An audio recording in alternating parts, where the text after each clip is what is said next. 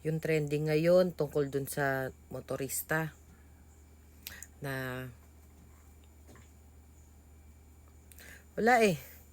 Dami kasing maaangas sa kalsada eh. Kung driver ka, alam mo to. Ito yung maayos naman yung takbo mo pero babanggain ka. Tapos yung makakabangga sa'yo, siya pa yung galit. 'Di ba? Tapos payabang pa yan. Ang dami pang tumatakbo niya, walang lisensya. Palibasa marunong magmotor, sige. Ganon.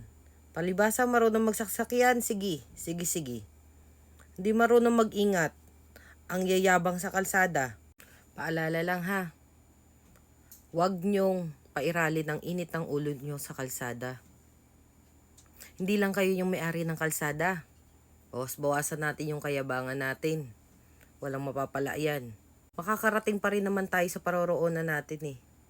Kahit kailan walang naidulot na maganda kung laging emosyon mo yung gagamitin mo. Lagi ka makakapanakit ng tao. Emotionally, mentally, physically. Kung lagi mong emosyon ang uunahin mo.